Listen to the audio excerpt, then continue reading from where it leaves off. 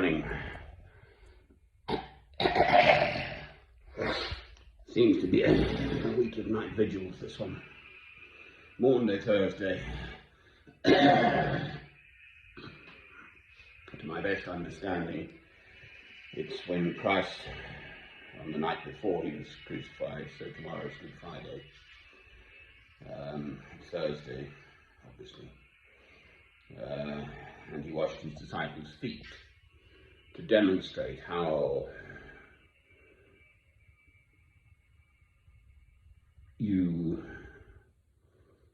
guide people. You must first serve them. And Maundy, I think, comes from the Latin mandate, as in mandated, to command, do this or something. So he's saying, love one another. If your brother is hungry and thirsty, well, give him food to eat and give him a drink to drink. In the other order, actually. If you've ever watched a silly old Western movie, the guy's in the desert and he's on his last gasp and someone rocks up on a horse with a canteen of water and he has a single sip and, I'm fine. Well, we're nearly there. I don't know. I don't understand. Why can't people love God through Christ? Eh? They find so many barriers to put in the way. Why can't they just love God through Christ? I mean, I can't make people do it, can I?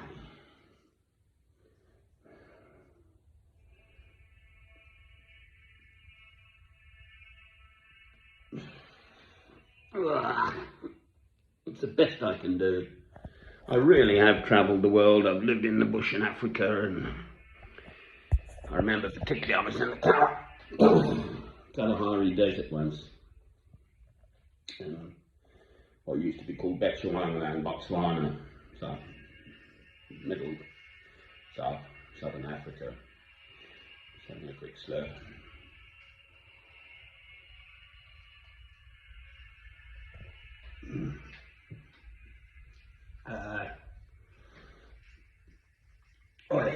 Boy, does it get cold in the desert at night. I mean, it's hot in the day. And the way to travel is you walk at night. You've got the stars to guide you. And the biggie is you're not perspiring, you're not losing water and salt, actually. You always, I don't do it anymore, but for years and years and years, I always used to have a little container of salt with me, just in case. Got to have that salt. And there I was in the night time. I put all my clothes on, my best shirt, everything I had, and I was still cold, and I was sort of hopping about, playing jump, jump, sugar lump, as it were. And then I spotted an old dead tree, and I thought, right. So I managed to get a fire lit. Boy, was that welcome. Yeah.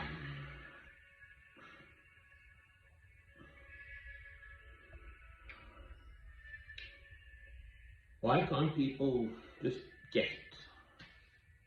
I get it. I met such a lovely lady yesterday. Her name's Glynis, so she's got Welsh and Irish roots. And she's a nurse and now helps big hospital projects, advising on, from a medical nursing perspective, would that work, sort of thing. Could you build this or that in the way that so she consult with the architects and that lot. She was in Medina, which I'm pretty sure is Saudi Arabia, where they have the Hajj. Is that Medina? big pilgrimage place. So suddenly you've got all these people, and obviously need medical facilities and so on. And then she was saying she was in China and India, all over the show. But we just met at the corner shop about midday yesterday, and then still talking almost an hour late in the front of the shop outside. I hadn't seen her for months, 6 months maybe. Hello, she said. And then the lovely thing she said at the end was, oh, I was really looking out for you. I'm so pleased to have seen you. But we were just on the same hymn sheet. I listen a lot. I'm only too happy. Let the other person speak of their faith, their knowledge of God, because then I learn. I'm a Christian. I love God through Christ. I make these films. I've got nothing else to do that I can find at present to try to bring this light of Christ to shine in the dark world. But if other people get it, well, please get on with it. I'm only too happy to let other people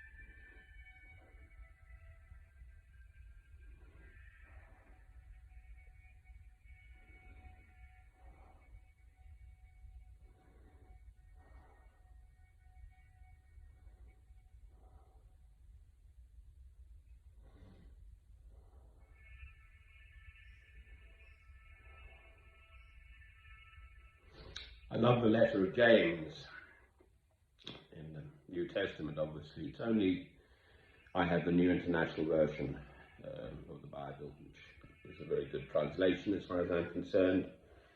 And we're not sure which James it was. I've tried to look into it on more than one occasion. Anyway, there it is.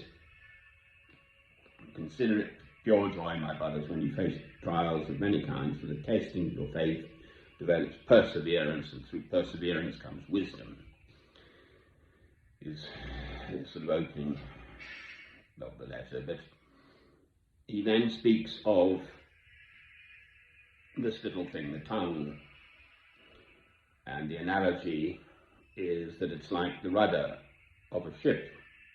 So this one little thing moves the whole great ship. So one's words can move the hearts of people.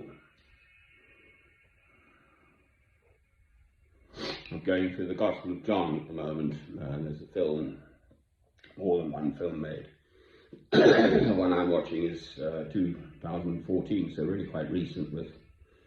It's a lesser known one. There's another one, rather sort of more lauded and more well known.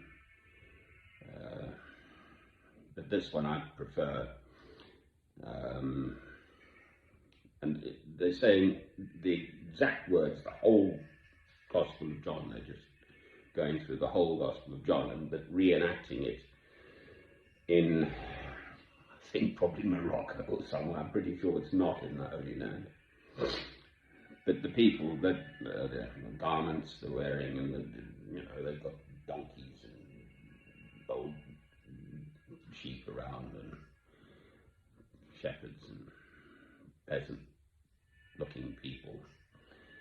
And dark skin too. I mean, Christ would have been, if you've ever been to the Holy Land, Israel, if you look racially at a Palestinian human being and an Israeli human being, a Sabra, someone born there, from there, so not someone who's come in from Russia or somewhere, indigenous kind of Israeli. And they're dark skinned, sort of olive skinned, Mediterranean people. Dark hair, dark skin.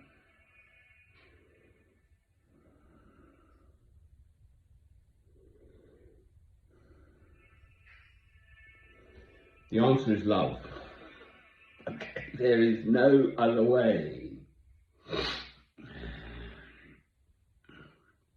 2 commandments. Love God, love your neighbour as yourself, and that's it. Christ came to bring us the new covenant, and it came to fulfill the law. So the law is the Torah, the first 5 books of the Bible, God's instructions to his chosen people, the Israelites, the Jews, the Hebrews, with all the rules and regulations of what you should and shouldn't do. And Christ said he did not come to abolish the law, he came to fulfill it. And they couldn't see him. I'm just at that point in chapter 10, 11, I think, of John, when the Pharisees can't see him. They're questioning, who is this person, etc. If one knows the story, there it is. And of course he was then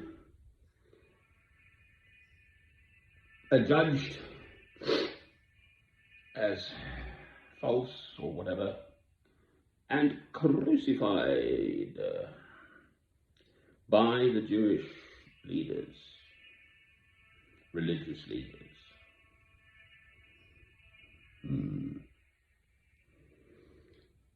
So there we are.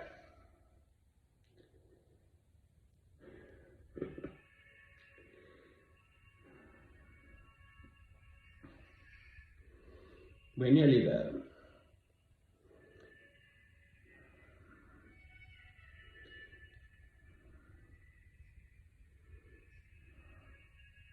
The answer is love.